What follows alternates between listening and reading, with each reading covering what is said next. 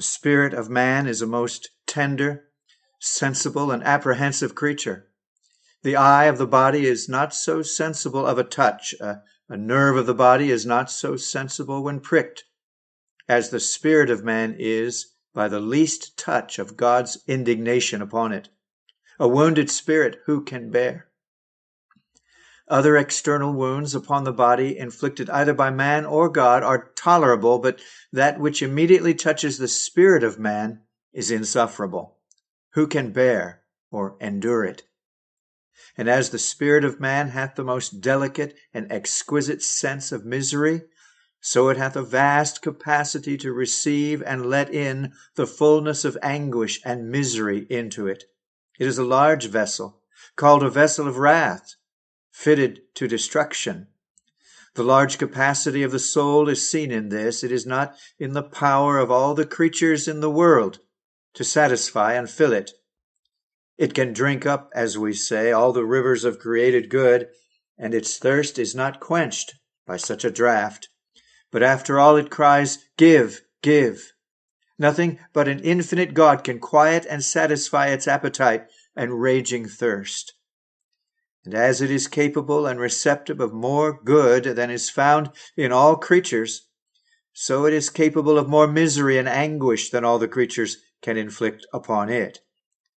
Let all the elements, all men on earth, yea, all the devils and damned in hell, conspire and unite in a design to torment man, yet when they have done all, his spirit is capable of a farther degree of torment, a torment as much beyond it as a rack is beyond a hard bed. Now, a rack was the instrument of torture, consisting of a frame on which a victim was stretched by turning rollers, to which the wrists and ankles were tied. A rack being compared to a hard bed is quite the comparison. Or the sword in his bowels is beyond the scratch of a pin. The devils indeed are the executioners and tormentors of the damned. But if that were all they were capable to suffer, the torment of the damned would be comparatively mild and gentle to what they are. Oh, the largeness of the understanding of man! What will it not take into its vast capacity?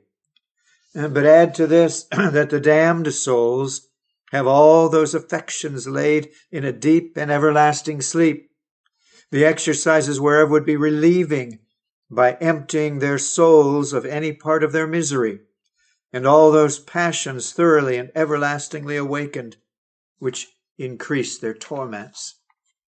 The affections of joy, delight, and hope are benumbed in them and laid fast asleep, never to be awakened into act any more.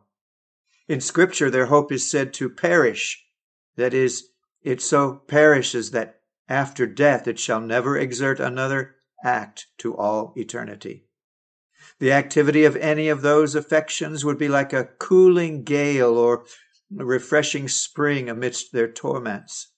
And as these affections are laid asleep, so their passions are roused and thoroughly awakened to torment them, so awakened as never to sleep any more.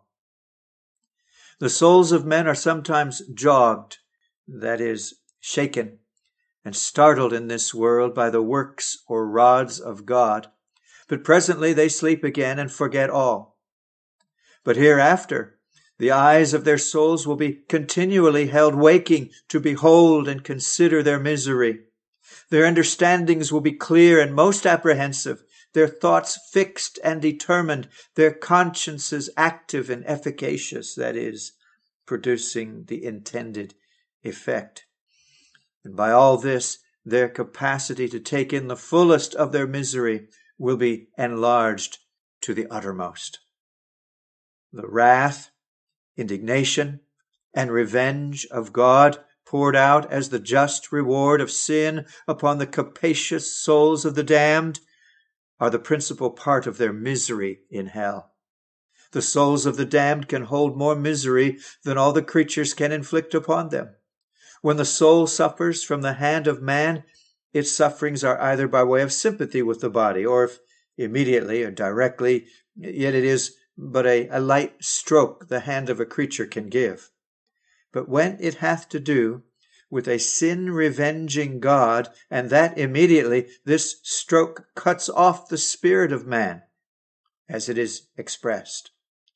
The body is the clothing of the soul. Most of the arrows shot at the soul in this world do but stick in the clothes, that is, they reach the outward man. But in hell, the spirit of man is the white, that is, the bullseye, at which God himself shoots. All his envenomed or poisoned arrows strike the soul, which is after death laid bare and naked to be wounded by his hand. At death, the soul of every wicked man immediately falls into the hands of the living God. It is a fearful thing to fall into the hands of the living God, as the apostle speaks. Their punishment is from the presence of the Lord and from the glory of his power. They are not put over to their fellow creatures to be punished, but God will do it himself and glorify his power as well as his justice in their punishment. The wrath of God lies immediately upon their spirits, and this is the fiery indignation which devoureth their adversaries, a fire that licks up the very spirit of man. Who knoweth the power of his anger? How insupportable it is, you may a little guess by that expression of the prophet Nahum. The mountains quake at him, and the hills melt, and the earth is burned at his presence. Yes, the world and all that dwell therein. Who can stand before his indignation? And who can abide in the fierceness of his anger? His fury is poured out like fire, and the rocks are thrown down by him. And as if anger and wrath were not words of a sufficient edge and sharpness, it is called fiery indignation and vengeance, words denoting the most intense degree of divine wrath. For indeed, his power is to be glorified in the destruction of his enemies, and therefore now he will do it to purpose. He takes them now into his own hands. No creature can come at the soul immediately. That is God's prerogative. And now he hath to deal with it in fury, and revenge is poured out. Can thine heart endure, or can thine hands be strong in the days that I shall deal with thee? Ezekiel 22:14. Alas, the spirit quails and dies under it. This is the hell of hells.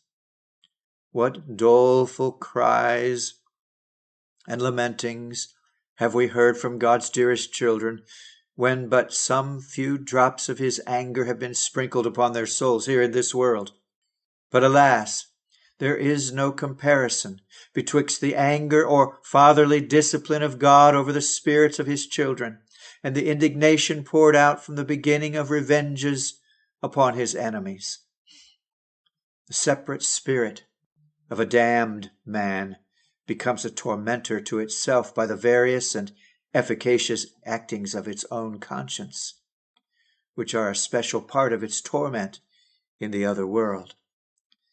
Conscience, which should have been the sinner's curb on earth, becomes the whip that must lash his soul in hell. Neither is there any faculty or power belonging to the soul of man so fit and able to do it as his own conscience. That which was the seat and center of all guilt now becomes the seat and center of all torments.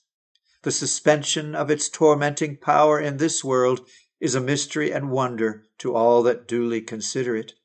For certainly, should the Lord let a sinner's conscience fly upon him with rage amid his sins and pleasures, it would put him into a hell upon earth, as we see in the doleful instances of Judas and so on. But generally, he keeps a hand of restraint upon them in this life and suffers them to sleep quietly by a grumbling or seared conscience, which couches by them as a sleepy lion and lets them alone. But no sooner is the Christless soul turned out of the body and cast into hell for eternity at the bar of God, but conscience is roused and put into a rage never to be appeased any more. It now racks and tortures the miserable soul with its utmost efficacy and activity. The mere forebodings of wrath by the conscience of sinners in this world have made them lie with a ghastly paleness in their faces, universal trembling in all their members, a cold sweating horror upon their panting bosoms, like men already in hell. But all this, is but as the sweating of the stones before the great rain falls. The activities of conscience, especially in hell, are various, vigorous, and dreadful to consider. Such are its recognitions, accusations, condemnations, upbraidings, shamings, and fearful expectations. The consciences of the damned will recognize and bring back the sins committed in this world fresh to their mind. For what is conscience but a register or a book of records, wherein every sin is ranked in its proper place and order? This act of conscience is fundamental to all in its other acts. It cannot accuse, condemn, upbraid, or shame us for what it hath lost out of its memory and hath no sense of. Son, remember, said Abraham to Dives amid his torments, this remembrance of sins past, mercies past, opportunities past, but especially of hope past and gone with them, and never to be recovered any more, is like that fire not blown of which Zophar speaks, which consumes him, or the glittering sword coming out of his gall. It chargeth and accuseth the damned soul, the conscience does. Its charges are home, positive and self-evident charges. 1,000 legal and unexceptionable witnesses cannot confirm any point more than one witness in a man's bosom can do. It convicts and stops their mouths, leaving them without any excuse or apology. Just and righteous are the judgments of God upon thee, saith conscience. In all this ocean of misery, there is not one drop of injury or wrong. The judgment of God is according to truth. And then it condemns, conscience does, as well as chargeth and witnesseth, and that with a dreadful sentence. Backing and approving the sentence and judgment of God, every self-destroyer will be a self-condemner. This is a prime part of their misery. The upbraidings of conscience also in hell are terrible and insufferable things. If we do not repent, we will be continually hit in the teeth and twitted with our madness, willfulness, and obstinacy as the cause of all that eternal misery that we have pulled down upon our own heads. What is it but the rubbing of the wound with salt and vinegar? Of this torment holy Job was afraid, and therefore resolved what in him lay to prevent it, when he saith, My heart, that is conscience, shall not reproach me so long as I live. Oh, the twits and taunts, that is, the condemnations and rebukes and reproaches of discovered actions. The twits and taunts of conscience are cruel cuts and lashes to the soul. And then the shamings of conscience are insufferable torments. Shame ariseth from the turpitude of discovered actions. If some men's secret filthinesses were but published in this world, it would confound them. What then will it be when all shall lie open, as it will after this life, and their own consciences shall cast the shame of all upon them? They shall not only be derided by God, laughed at, scorned, but by their own consciences, not just by God, but by their own consciences.